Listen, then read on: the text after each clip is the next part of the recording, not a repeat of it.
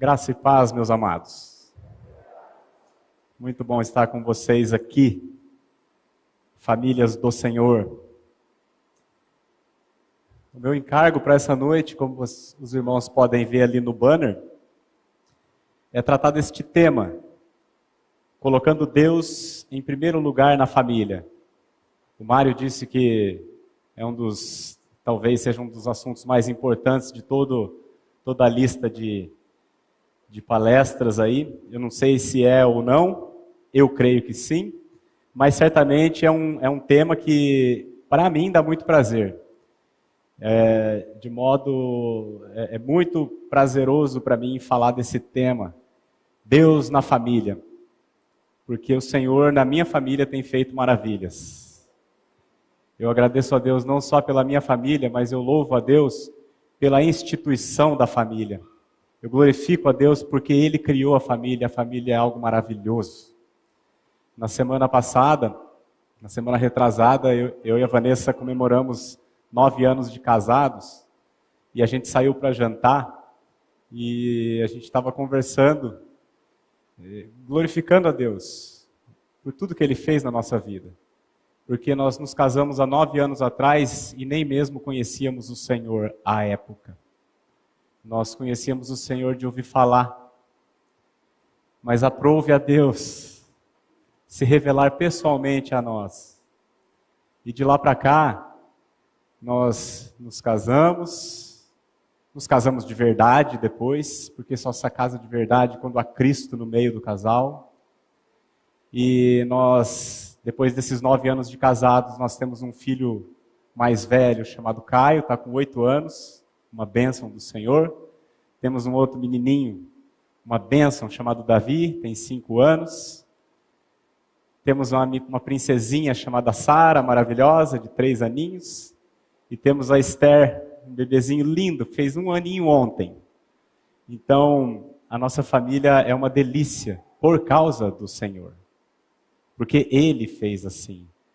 Eu olhando para o mundo, como é que ele está hoje, o mundo está em trevas, né, meus amados?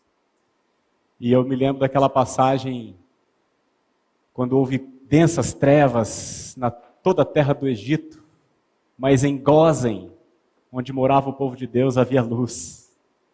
E eu olhando para minha casa, pela graça de Deus, eu me sinto exatamente como aquele povo, o povo de Deus, iluminado em meio a densas trevas que se podem apalpar. De modo que para mim, meus amados, falar desse assunto, colocando Deus em primeiro lugar na família, é muito delicioso, é muito prazeroso, porque é uma verdade na nossa vida, graças a Ele. A solicitação da liderança, quando nos deram esses temas para tratar, eles pediram 2 coisas, que nós fôssemos bíblicos, teológicos, mas também que nós fôssemos práticos.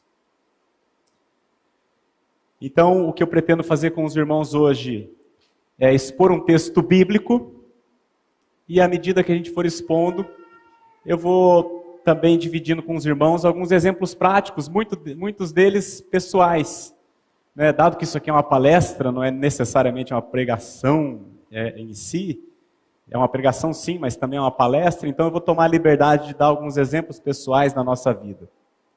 O texto que eu escolhi, irmãos, para tratar sobre esse assunto, também é um dos meus prediletos de toda a Bíblia, é o Salmo 127. O irmão que trouxe a Bíblia pode abrir a palavra de Deus no Salmo 127. Antes da gente ler, só dar uma introdução. Quem escreveu esse salmo, a grande maioria dos estudiosos concorda que foi Salomão. Quem foi Salomão? Segundo a Bíblia, o homem mais sábio que já existiu em Israel. Um homem que foi dotado de muita sabedoria. E esse salmo é um salmo chamado Salmo de Romagem, ou um cântico de peregrinação. Esses salmos de romagem, eles vão do Salmo 120 até o Salmo 134. São 15 salmos. São salmos que o povo de Deus usava durante as suas peregrinações a Jerusalém.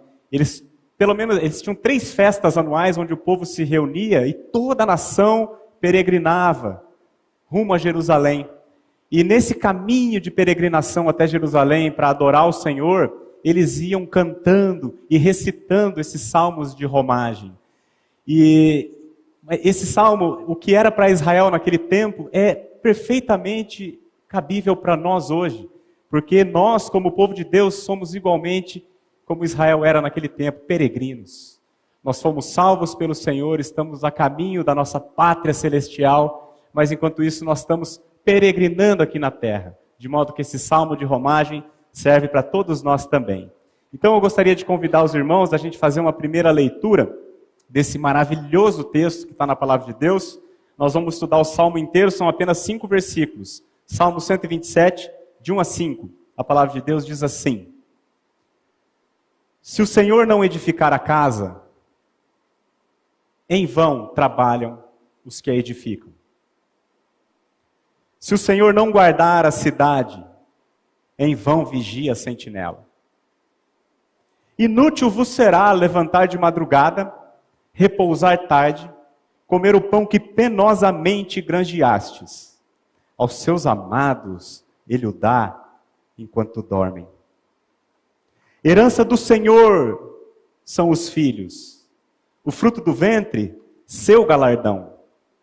Como flechas na mão do guerreiro, assim os filhos da mocidade. Feliz o homem que enche deles a sua aljava. Não será envergonhado quando pleitear com os inimigos à porta. Vamos orar, meus irmãos?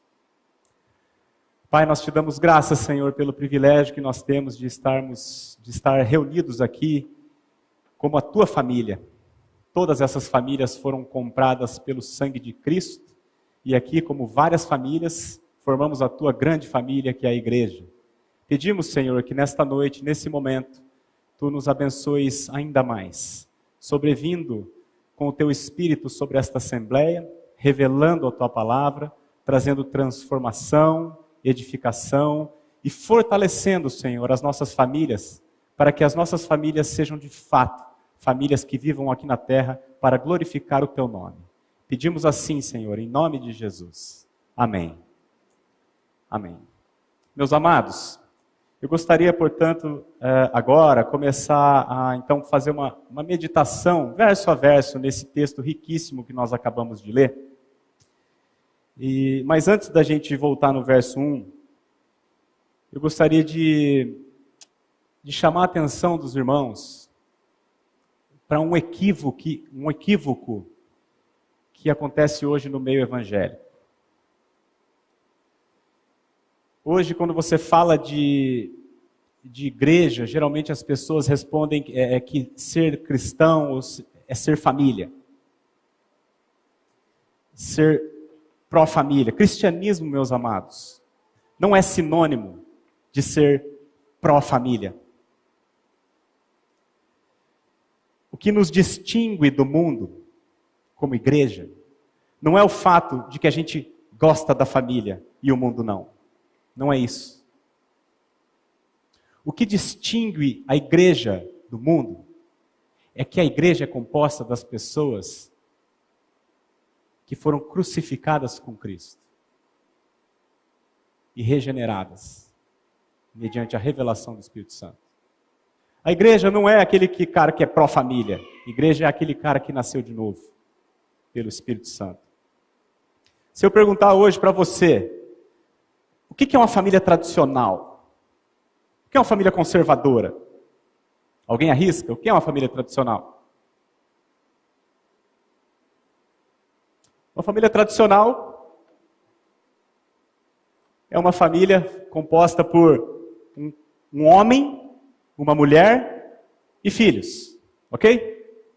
E se eu perguntar para você o que é uma família cristã? É a mesma coisa? Uma família tradicional, uma família cristã são sinônimos? Não.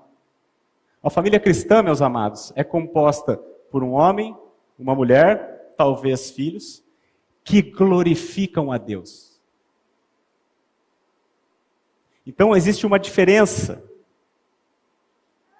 Nem toda família tradicional é cristã. Porém, toda família cristã é tradicional. Está claro, amados? É um equívoco que está permeando o evangelicalismo brasileiro e mundial. Existe uma confusão ideológica nos dias de hoje, meus amados.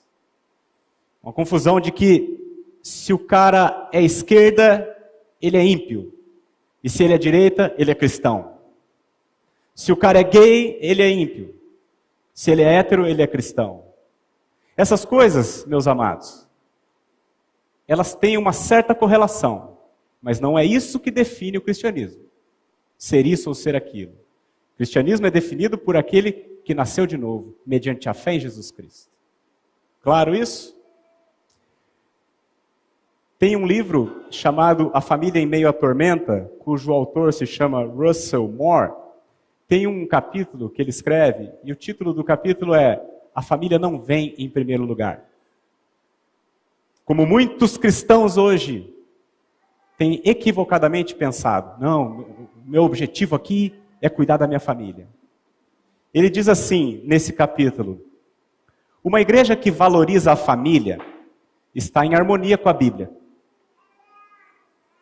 Mas a igreja que coloca a família em primeiro lugar, não está.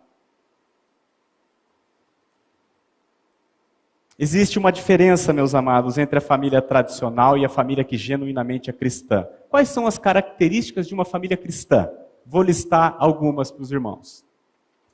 Primeiro, numa família cristã, os pais são regenerados. Nasceram de novo. Só é cristão quem nasceu de novo. Só é cristão quem nasceu do alto. Só quem nasceu de Deus é filho de Deus. Então, uma família cristã tem pais que são regenerados.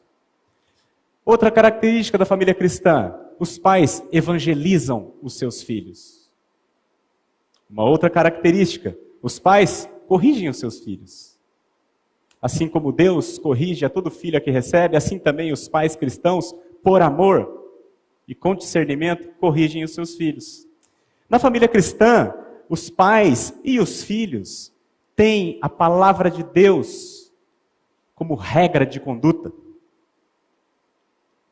Eles conversam sobre a palavra. O assunto sempre está misturado com a palavra e com o reino de Deus.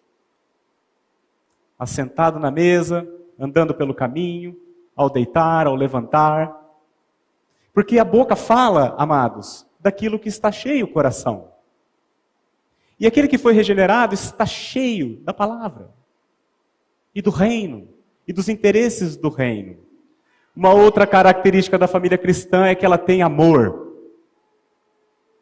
O amor, não um amor qualquer, não o amor eros, não apenas o amor filéu, mas o amor ágape, como o pastor Glênio bem expôs na semana passada. Quem aqui estava na semana passada? Então, está claro para todo mundo. A família cristã, amados, ela vive em constante busca de santidade. Porque o cristão vive assim. A família cristã zela pelas mentes dos pais e dos filhos. Finalmente, o que é bom, o que é agradável, o que é verdadeiro, se alguma virtude há, se algum louvor existe, é isso que ocupa a cabeça da família cristã. A família cristã também é, meus amados, comprometida com o Senhor e com a sua igreja. A família cristã não manda os filhos para a igreja. A família cristã traz os filhos para a igreja. Porque a família cristã faz parte da igreja. Então, feito esse esclarecimento, tem que estar muito claro, amados. Não confunda família tradicional com família cristã. Toda família cristã é sim tradicional, mas nem toda família tradicional é cristã. Ok? E aqui eu já faço uma pergunta para você. A sua família é uma família cristã?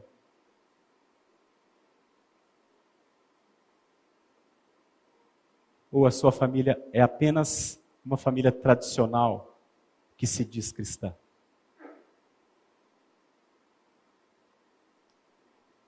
Foi pedido para a gente falar de prática aqui. E eu acho isso muito bom. Porque não existe teologia sem prática. Não existe cristianismo sem prática. Mas não existe, meus amados, prática cristã para quem não nasceu de novo. Então, esse é o ponto de inflexão aqui na nossa palestra.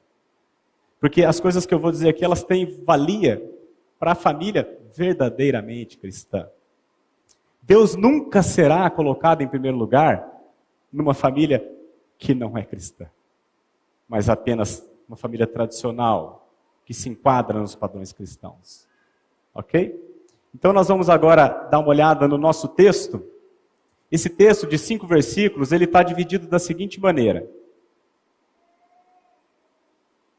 Versículo 1 a 2, nós vamos ver sobre a edificação do lar cristão e a manutenção desse lar cristão. E do versículo 3 a 5, nós vamos olhar as bênçãos que Deus concede para o lar cristão. Tá? Versículo 1, a primeira metade, diz assim: se o Senhor não edificar a casa, em vão trabalham os que a edificam. Casa aqui, meus amados, se o Senhor não edificar a casa, lembra que quem escreveu esse versículo foi Salomão, e Salomão foi o homem que construiu a casa de Deus, ou o templo de Salomão, o templo de Israel. Então a referência primária à casa aqui é o templo. Salomão está dizendo assim, se o Senhor não edificar, a gente não vai conseguir construir esse templo. Mas há também uma referência secundária à casa, que é a família. Óbvio, porque no versículo 3 ele fala de filhos. Então, para nós, amados, essa casa aqui é a nossa casa. Não a nossa casa de alvenaria, não o prédio, mas o nosso lar, a nossa família. E é interessante que há 2 edificadores. O Senhor, né? Se o Senhor não edificar a casa, em vão trabalham os que a edificam. Então, são 2 edificadores. São duas pessoas trabalhando na edificação da família. O Senhor e nós. O Senhor e os homens. O Senhor e as esposas. Quando acontece dos homens edificarem a casa junto com o Senhor, sabe qual é o resultado? É um templo como o templo de Salomão. Maravilhoso. Talvez a construção mais gloriosa que já existiu sobre a face da terra. Porque os homens, junto com o Senhor, o edificaram. Agora, quando os homens resolvem edificar por conta própria, sem o Senhor, sabe qual é o resultado? Babel. A Torre de Babel, uma construção que começou grandiosa e como é que terminou? Não terminou. Jesus diz assim, eu sou a videira, vós os ramos. Quem permanece em mim e eu nele, esse dá muito fruto. Porque sem mim, nada podeis fazer. Se você, amado, ainda não nasceu de novo, eu informo a você que você está edificando a sua casa sozinho. E por isso, o seu trabalho é vão. Porque se o Senhor não edificar a casa, em vão trabalham os que a edificam. O texto não diz que você não vai edificar, você vai edificar. Mas o trabalho será vão. Na primeira palestra, o irmão Mário Rocha citou aquele texto de Mateus, onde Jesus diz assim, todo aquele que ouve essas minhas palavras e as pratica, é semelhante a um homem prudente, que edificou a sua casa sobre a rocha. E caíram as chuvas, transbordaram os rios, sopraram os ventos e deram com um ímpeto sobre aquela casa, que não caiu, porque fora edificada sobre a rocha. Aquele, porém, que ouve essas minhas palavras e não as põe por prática, não as pratica, é semelhante a um homem insensato, que edificou a sua casa sobre a areia. E caíram as chuvas, transbordaram os rios, sopraram os ventos, deram com ímpeto contra aquela casa, e ela desabou, sendo grande a sua ruína, porque ela foi edificada sobre a areia. Veja que nessa fala de Jesus, ambos edificaram a casa, amados. Inclusive, olhando de fora, as casas são iguaizinhas, parecidas. Você não vê o fundamento. Por fora é igual, mas o fundamento é muito diferente e faz toda a diferença. A família tradicional é muito parecida com a família cristã. Mas não confunda, uma tem o alicerce, a outra não. E veja também que na parábola de Jesus, ambas as casas, ambas, sofrem as intempéries. Não é porque você edificou a sua casa sobre a rocha que está blindado. Vai cair a chuva, vai transbordar o rio, vai soprar o vento, vai bater com ímpeto sobre a tua casa, mas ela não vai cair, porque ela foi edificada sobre a rocha. O pastor Glênio, a gente estava numa reunião terça-feira, ele contou que ele já fez mais de 1.400 casamentos, não é, pastor Glênio? Mais de 1.400 celebrações de casamento. E na última vez ele disse que falou assim, eu não aguento mais fazer casamento, porque eu não faço casamento, quem faz casamento é Jesus Cristo. E eu estou cansado de vir fazer cerimônia e ver divórcio depois. Porque dos 1.400 casamentos que ele fez, centenas de divórcios. Por quê? Porque o casamento não foi edificado sobre a rocha. Eu estava conversando com a Juliana Frois, ela é promoter de festa, e ela fez muitos casamentos. E ela também já deu aula aqui na igreja para o curso de noivos que tinha. E ela falava isso para as noivas. Gente, vocês estão aí preocupada com a banda, com quem vai pregar, como é que vai ser o jantar, qual buffet vai ser. E ninguém está preocupado com o fundamento.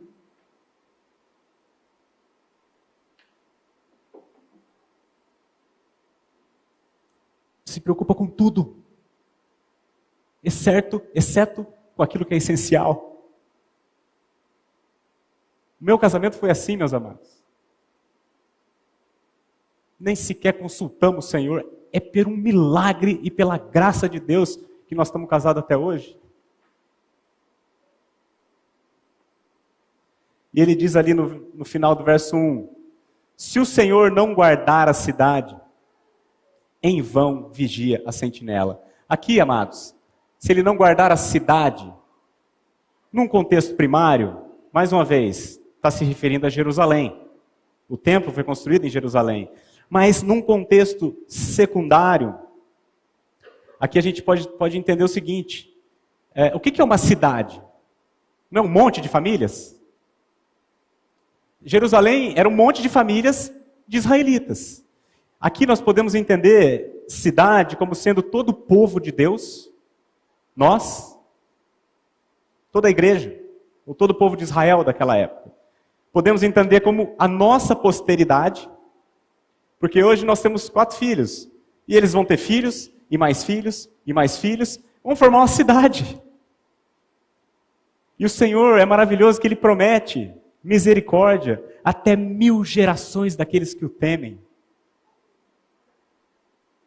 Então a gente pode entender aqui cidade como sendo a igreja, ou também como sendo a nossa posteridade, ou ambas.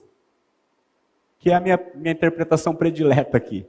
Então a Bíblia está dizendo o seguinte, se o Senhor não guardar a cidade, se o Senhor não guardar nossas famílias, e os filhos dos nossos filhos, e os nossos netos, e a igreja, em vão vigia a sentinela.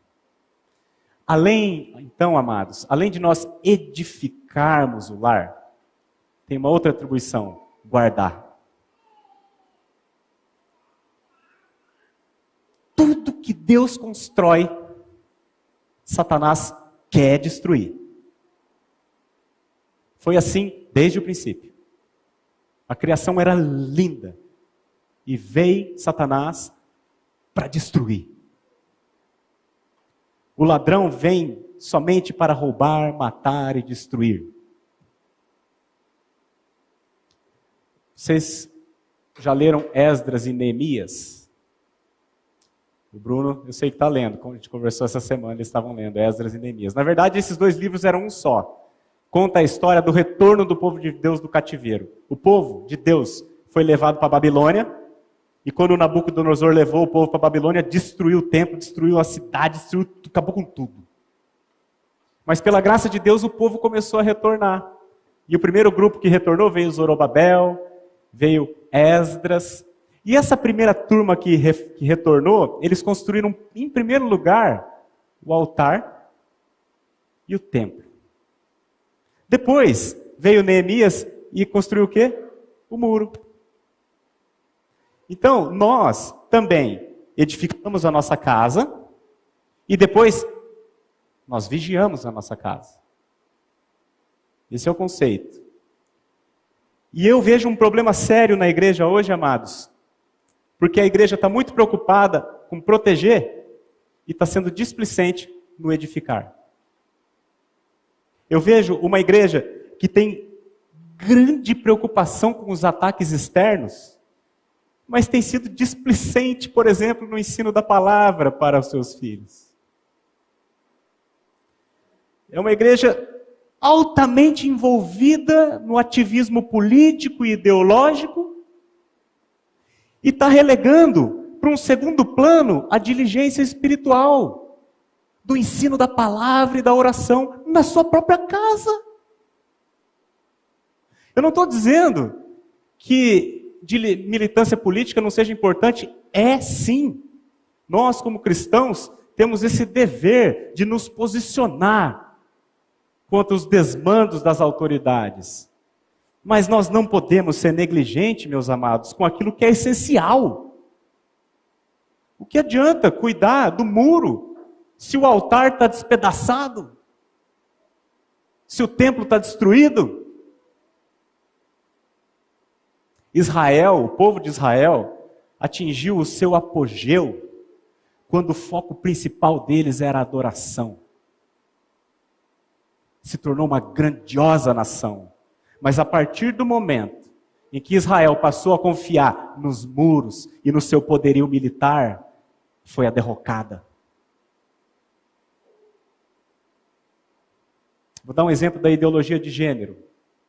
De fato, é uma ideologia que dá nojo, que é terrível. Mas, amados, saiba você que a palavra de Deus é viva e eficaz, e ela tem poder de ensinar a verdade para os seus filhos. Em vez de você ficar aterrorizado com medo das coisas que estão aí acontecendo, que só vão piorar, vai ensinar a verdade para os teus meninos.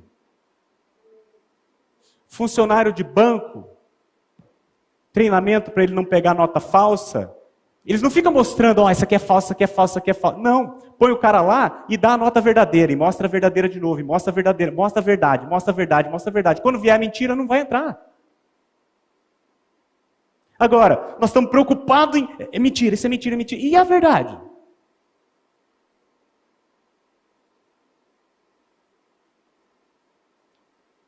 Pregue a palavra da verdade na sua casa. Estas palavras que hoje te ordeno estarão no teu coração. A boca fala do que está cheio o coração. Se não tem palavra no teu coração, você não vai falar. Essas palavras que hoje te ordeno estarão no teu coração. Tu as inculcarás a teus filhos.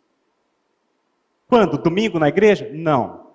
Falando delas, assentado na mesa, andando pelo caminho, ao deitar-te e ao levantar-te. Amados, se você fizer isso, e cuidar dos seus filhos, zelar por eles, cuidar com quem eles andam, o que eles assistem, aonde eles vão. E se você viver um casamento bíblico na sua casa, se os olhos dos seus filhos verem você e a sua esposa se amando, se respeitando, cuidando um do outro, não tem ideologia que pega.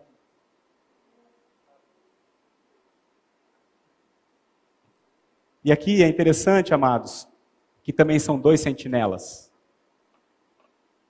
Se o Senhor não guardar, em vão vigia a sentinela. Nós e o Senhor. Nós e o Senhor. Se o ladrão vem somente para matar, roubar e destruir, Jesus diz assim: eu vim para que tenham vida, e vida em abundância. O nosso inimigo é de fato terrível, amados, e nós não lhe ignoramos os desígnios. Mas maior é aquele que está em vós do que aquele que está no mundo. Não cometa a insensatez de querer vigiar sozinho. Não cometa essa loucura de querer entrar nessa guerra só você, meu amigo. Você não tem a menor chance. O apóstolo Paulo diz assim: quanto ao mais, sede fortalecidos no Senhor e na força do seu poder. Revesti-vos de toda a armadura de Deus, para poderdes ficar firmes contra as ciladas do diabo. Porque a nossa luta não é contra a sangue e a carne, e sim contra os principados e potestades, contra os dominadores deste mundo tenebroso, contra as forças espirituais do mal nas regiões celestes. Portanto, tomai toda a armadura de Deus. Para quê? Para que possais resistir no dia mau. E depois de terdes vencido tudo, permanecer inabaláveis. Nós e o Senhor, vigiando a nossa casa e vigiando a cidade. Ok? Versículo 2. Aí os irmãos não precisam ficar apavorados, porque a gente gasta mais tempo no 1 e no 2 mesmo, tá? E depois do 3 ao 5 vai ser mais rápido, a gente não vai ficar aqui, tá? O 2 diz assim: inútil vos será levantar de madrugada, repousar à tarde, comer o pão que penosamente granjeastes aos seus amados. Deus, Ele o dá enquanto dorme. Amados, hoje em dia, quando você encontra um irmão, um camarada na rua, encontra um amigo seu na rua e você pergunta como é que ele está, via de regra, a resposta é assim: estou na correria, mano. Vixe, correria, correria. É ou não é? Via de regra é assim. Correria. É o grande mal da nossa geração. A correria e a ansiedade. Comer pão. O pão da angústia. O pão que penosamente a gente está granjeando. Tem uma entrevista do Bill Gates nos anos 80, quando ele inventou o computador pessoal. E ele diz assim: inventamos o computador que vai aumentar a produtividade do homem. As coisas que ele demorava 3 horas para fazer, ele vai fazer em 10 minutos. E ele vai ter mais tempo livre para a família. Sei. É isso que aconteceu, né? O que é o WhatsApp, meus amados? Nos ajuda em um monte de coisa. Mas, no meu entendimento, ele muito mais atrapalha do que ajuda. Eu daria tudo para acabar a internet e a gente voltar com o tempo que eu era criança. É só ansiedade, é problema, trabalhando 24 horas, seus clientes chamando você 10 horas da noite, seu patrão mandando mensagem para você domingo. Um verdadeiro inferno, meus amados. E aqui eu quero deixar claro, quando ele diz assim que aos seus amados ele dá o pão enquanto dormem, ele não é um estímulo à preguiça aqui não, tá bom? Ah, eu vou dormir então. Nada disso. O mesmo Salomão, que escreveu isso aqui, inspirado pelo Espírito Santo, ele também escreveu o seguinte: vai ter com a formiga, ó preguiçoso. Vai olhar a formiga para ver o tanto que ela trabalha. Considera os seus caminhos e ser sábio. Aprende com a formiga, tolo. E ele diz assim: não tendo ela chefe, nem oficial, nem comandante, no estio prepara seu pão, na cega ajunta o seu mantimento. Ó preguiçoso, até quando ficarás deitado? Quando te levantarás do teu sono? Um pouco para dormir, um pouco para tosquenejar, um pouco para cruzar os braços em repouso? Assim, sobrevirá a tua pobreza como um ladrão e a tua necessidade como um homem armado. O preguiçoso empobrece. É isso que ele está dizendo, resumindo tudo aqui que ele disse. Ele também diz assim, outro provérbio. O que trabalha com mão remissa, sabe o cara que trabalha... O que trabalha com mão remissa empobrece. Mas a mão dos diligentes vem a enriquecer-se. O que ajunta no verão é filho sábio. Mas o que dorme na cega é filho que envergonha. Então, de modo algum, isso aqui é um estímulo à preguiça. Tá claro, né? Trabalhar com diligência, meus amados, é uma virtude. Jesus disse, meu pai trabalha até agora. E eu também trabalho. O que a palavra está condenando aqui não é o trabalho duro, com dedicação. É a inversão de prioridades. Nós devemos trabalhar para viver. Mas tem muita gente que vive para trabalhar. E a gente já leu, né? É em vão edificar sozinho. Também é em vão vigiar sozinho. E agora ele diz que é inútil trabalhar sozinho. Em vão, inútil. O homem sozinho é inútil. Todos se extraviaram e a uma se fizeram inúteis. Não é você que edifica a sua casa, mas é você com o Senhor. Não é você que guarda a sua casa, mas é você com o Senhor. E não é você que ganha o pão, mas é o Senhor que te dá, por meio do teu trabalho. Minha é a prata, meu é o ouro, diz o Senhor dos Exércitos. Toda a prata do mundo, todo o ouro é dele, do seu Pai. O salmista diz assim, fui moço e já agora sou velho, porém jamais vi o justo desamparado, nem a sua descendência a mendigar o pão. Trabalhar que nem um louco é coisa do diabo. E eu quero mostrar, eu só vou ler o texto para vocês, para mostrar essa verdade. Êxodo, capítulo 5, de 1 a 9. Só para dar o contexto aqui. O povo era escravo no Egito, Moisés chegou a Faraó e falou assim, Faraó, é para você liberar o povo adorar o Senhor no deserto. É esse contexto. Moisés se apresenta diante de Faraó. O texto diz assim, do 1 ao 9. Depois foram Moisés e Arão e disseram a Faraó, assim diz o Senhor, Deus de Israel, deixa ir o meu povo para que me celebre uma festa no deserto.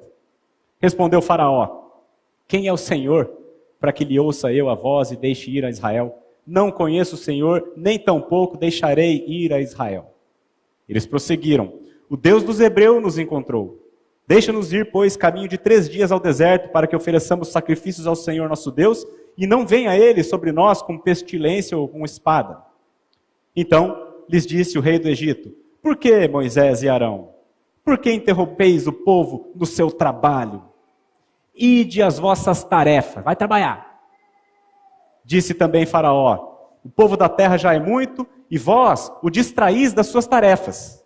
Aí olha aqui, naquele mesmo dia, pois, deu ordem Faraó aos superintendentes do povo e aos seus capatazes, dizendo, daqui em diante, não torneis a dar palha ao povo para fazer tijolos, como antes.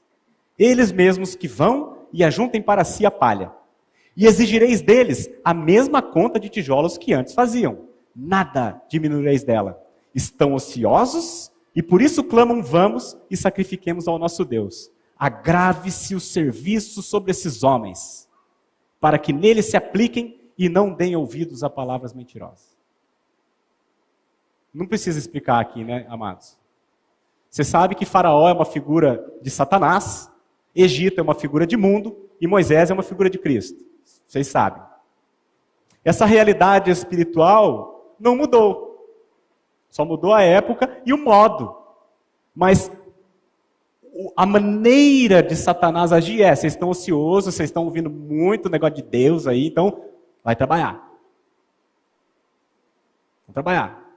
Ele continua, amados, nos nos entubando de trabalho por meio da sedução. Por exemplo, ele nos seduz pelo consumismo. Eu quero comprar, eu quero comprar, eu quero comprar. Então tem que se matar, trabalhar, trabalhar, trabalhar. Não estou feliz com a minha casa, eu quero outra. O meu carro não basta, eu quero outro. Eu quero ter 30 pares de sapato. Eu quero um vestido para cada festa. Eu já fui com esse na outra, vou usar de novo. E vamos trabalhar.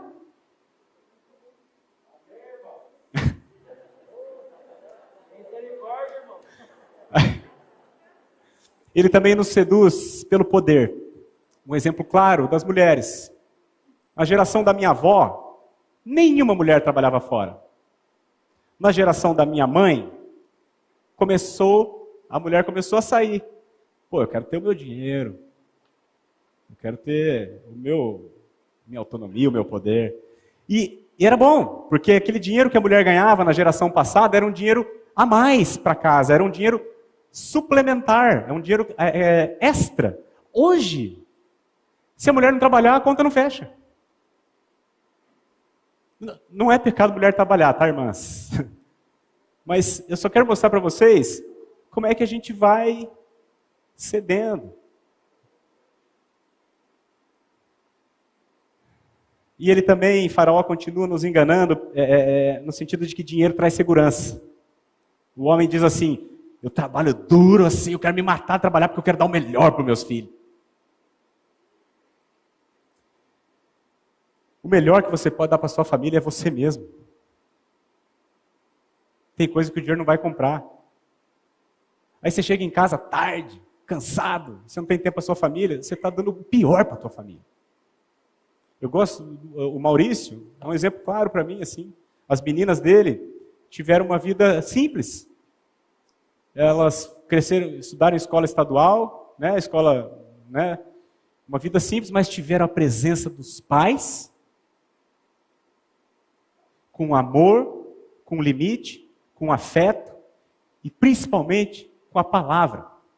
E hoje, você olha para as duas, já na fase adulta, estão absolutamente encaminhadas, emocionalmente, afetivamente, socialmente falando, profissionalmente, financeiramente e espiritualmente.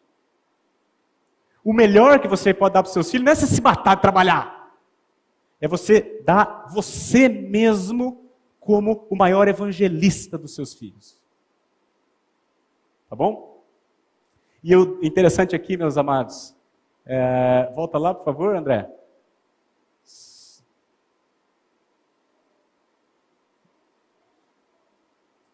Aos seus amados ele o dá enquanto dorme. Aos seus amados. Isso aqui passa batido, né? Você é amado do Todo-Poderoso. Deus amou o mundo de tal maneira que deu seu Filho unigênito para todo aquele que nele crê, não pereça, mas tenha vida eterna. Ele deu o Filho. Porque você foi amado por Ele. Paulo diz assim, aquele que não poupou o seu próprio Filho, antes, por todos nós o entregou, porventura não nos dará graciosamente com Ele todas as coisas? Aos seus amados, Ele dá enquanto dorme. Uma melhor tradução aqui, seria assim, aos seus amados Ele dá o sono. Porque você vai trabalhar assim, diligentemente, a mão diligente prospera. Mas enquanto você trabalha, crendo que Ele é o teu Pai, Ele vai prover, quando você chega em casa, você dorme. Aos seus amados Ele dá o sono. Então o que nós vimos até aqui, amados? A edificação e a manutenção do lar cristão. Por que nós devemos colocar Deus em primeiro lugar na família? Porque é Ele que edifica, é Ele que guarda e é Ele que provê. Eu podia ir embora agora, acabou. O 1 e o 2 já está bom. Colocando Deus em primeiro lugar na família por causa disso tudo que a gente viu. Mas vamos ver rapidinho aqui as bênçãos que Ele concede ao lar cristão. O versículo 3 diz assim, herança do Senhor são os filhos, o fruto do ventre, seu galardão. Aqui eu quero só fazer um rápido parênteses. O salmista tratou primeiro da relação do homem com Deus. Depois, ele tratou da relação do homem com sua esposa, a casa, o casamento. Depois disso, só que ele trata dos filhos. Existe uma ordem, meus amados. A coisa mais importante na sua vida é o seu relacionamento com Deus. Se isso não estiver bom, nada vai dar certo. Depois que o teu relacionamento com Deus está ok, aí você tem que se acertar com a tua esposa. E somente depois que os filhos serão abençoados. Então tem que estar claro isso. Existe um erro muito grande, que é a paternidade centrada nos filhos. Os filhos chegam, aquela coisinha mais linda, você esquece de Deus, esquece do seu cônjuge e só foca no filho. É o caminho da derrocada. Ok? Então esse é só um parênteses. E aqui Deus chama os filhos de herança. Herança. O que é uma herança? O que é um galardão? Um presente.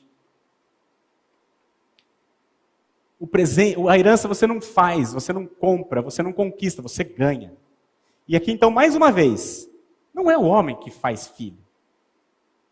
É Deus com o homem. Sempre. Deus escolheu, amados, dividir isso conosco. Mas é dele, os filhos são herança do Senhor. E também quando ele diz que é herança e que é galardão, aqui tem uma conotação muito boa. E muito diferente do conceito do mundo.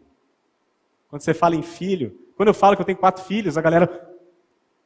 Nossa! Você é louco, velho? E assim, amados, filho é bênção. Herança do Senhor. Estou olhando o Júlio aqui, ó. O Júlio, cada vez que ele me encontra, ele fala assim, cara, se arrependimento matasse, eu só tive 2, e agora que eu... E ele fala chorando às vezes, né, Júlio? Se eu pudesse voltar no tempo, eu teria muito mais. E aí o versículo 4 diz assim, como flechas na mão do guerreiro, assim os filhos da mocidade. Flecha na mão do guerreiro.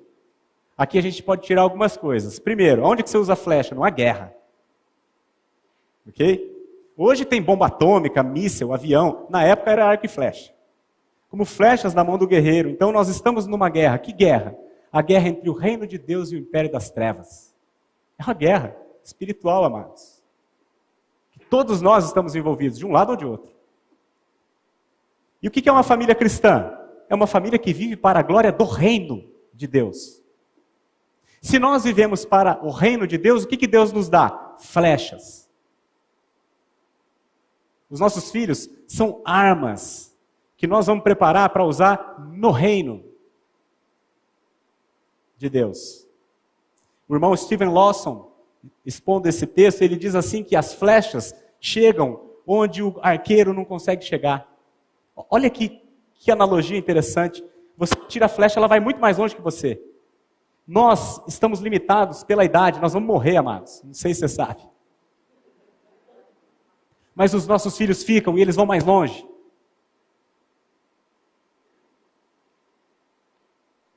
O meu filho Caio, uma vez o pastor Glênio estava num acampamento e ele abriu para pergunta para as crianças. E aí o Caio perguntou assim, pastor Glênio, por que Deus, já que Deus salvou a gente, por que ele já não leva a gente embora, deixa a gente sofrendo aqui? E eu vou responder essa pergunta para vocês. 1 Pedro 2,9 diz assim, Pedro falando aos crentes, à igreja, vós, porém, sois raça eleita, sacerdócio real, nação santa, povo de propriedade exclusiva de Deus, a fim de quê? De terem conforto? A fim de proclamardes as virtudes daquele que vos chamou das trevas para a sua maravilhosa luz. Sabe qual é o propósito da família cristã, amados? Proclamar as virtudes de Cristo no mundo. Nesta guerra entre o reino de Deus e o império das trevas. E os nossos filhos são como flechas nas nossas mãos. Outra coisa que a gente entende das flechas, elas precisam ser afiadas. A flecha cega não serve para nada. Os nossos filhos, eles nasceram em pecado. Eis que eu nasci na iniquidade e em pecado me concebeu a minha mãe. Eu assim, Davi assim, e todos os meus filhos, e todos nós aqui. Nascemos mortos em delitos e pecados. O nosso papel é pregar a palavra para os nossos filhos, orar para que os nossos filhos creiam, para que eles nasçam de novo. E quando eles nascerem de novo, eles vão continuar. Esse é o propósito da paternidade cristã. Não é eu ter filho hétero. não é o teu filho de direita.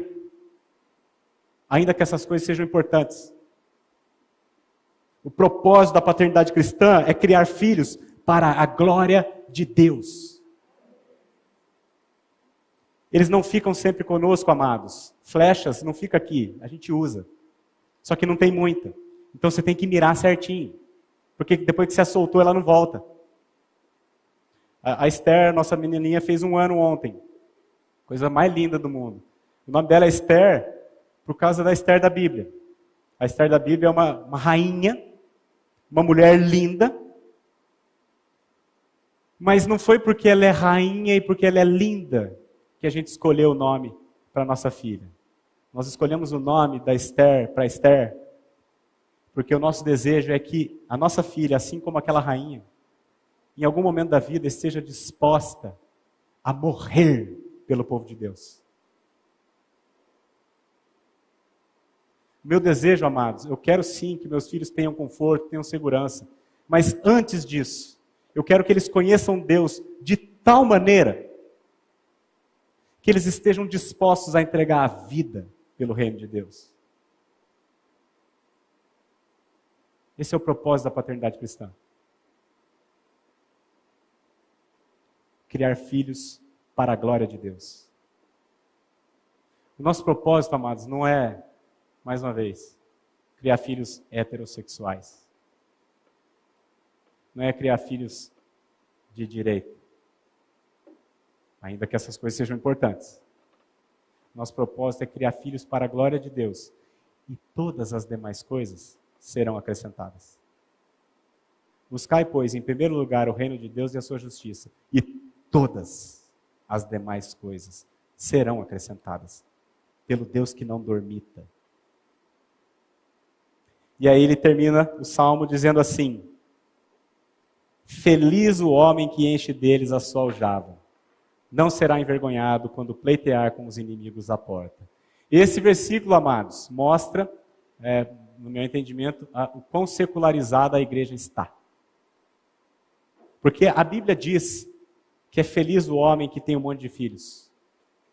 Mas a igreja não crê assim. A média de filhos na igreja e fora da igreja é exatamente a mesma.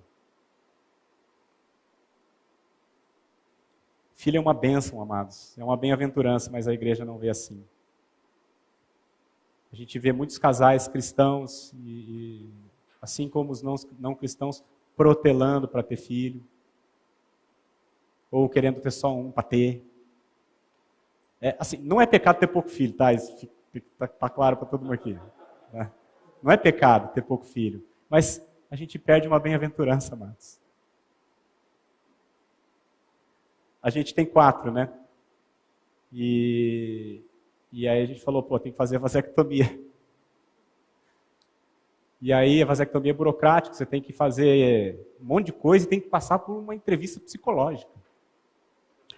Aí nós fomos fazer essa entrevista, eu estava no meu escritório, a Vanessa estava em casa, e a psicóloga no consultório dela, nós fizemos via Zoom, né, o WhatsApp, sei lá como foi. Aí ficou cada um com seu celularzinho aqui, né, fizemos uma entrevista, tudo, ela falou assim, nossa, eu vejo que a família de vocês é muito abençoada, muito firme, muito sólida, vocês já têm 4 filhos, estão bem resolvidos, então, vou dar a canetada aqui, estou aprovando vocês fazer a vasectomia. E ela desligou. Aí ficou eu e a Vanessa.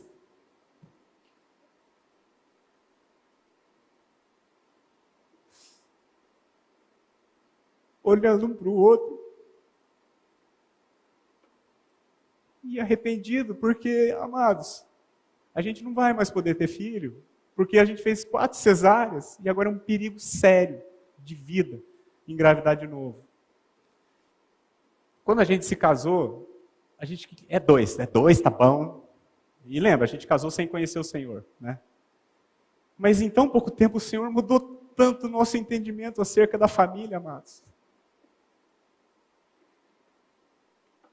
É tão gostoso chegar em casa e encontrar os 4, um diferente do outro. Por isso que o Júlio olha para mim sempre e fala assim, irmão, quando eu vejo você chegando aqui na igreja com os teus 4 filhos, eu me arrependo tanto de ter tido só 2. Se Deus está dizendo que é uma bem-aventurança, é porque é. Nós que não estamos entendendo. E ele diz o seguinte: não será envergonhado, o homem que tem muitos filhos, não será envergonhado quando pleitear com os inimigos à porta. Na época, quando você ia resolver alguma demanda judicial, era na porta da cidade. E aqui os filhos estão ajudando o pai na sua velhice. Né? Amados, nós cuidamos dos nossos filhos no início da vida, trocamos a fralda dele, e lá no final eles vão trocar a nossa. A gente cuida deles agora, mas eles vão cuidar de nós no final. E eles vão cuidar de nós fisicamente, financeiramente, emocionalmente, socialmente. Eu quero ter muito neto, se o Senhor não voltar. Eu quero ter uns 16 pelo menos. Porque eu tenho 4 filhos, se cada um dos meus 4 filhos tiver 4, eu vou ter 16 netos. Filho é bênção, amados, porque os filhos são herança do Senhor. Deus pensou nisso. Ele criou isso no coração dele. Não tem como ser ruim. Então, para a gente fechar, vamos sumarizar o que nós vimos nessa noite. Primeiro, família cristã não é simplesmente a família tradicional que se diz cristã. Família cristã é aquela família que vive para a glória de Deus. Segundo, uma família só pode viver para a glória de Deus se Deus for o centro dessa família. Terceiro, a família cristã é edificada, guardada, protegida e sustentada pelo Deus Todo-Poderoso. Quarto, os filhos são bênçãos de Deus para a família cristã. E cinco, a família cristã que é abençoada com filhos deve consagrar esses filhos a Deus, preparando-os para a guerra espiritual que os espera. E eu concluo, meus amados, com uma citação do irmão John MacArthur, é um pastor que eu gosto muito, lá da Califórnia. Eu não sei vocês, mas às vezes, eu olho para o mundo assim e dá angústia. É angustiante a gente ver o mundo do jeito que está, e a gente fica extremamente preocupado com os nossos filhos. Natural isso.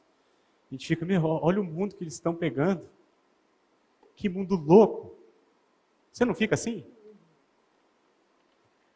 E eu estava assim uma vez, e eu ouvindo uma pregação desse irmão, ele disse o seguinte, que um cara chegou para ele e disse isso: ô pastor, o mundo do jeito que está, eu estou muito aflito, estou muito angustiado.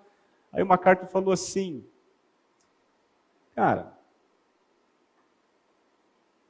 quando se está numa guerra e você é um soldado, não é você que escolhe qual batalha você vai lutar. Quem determina isso é o general.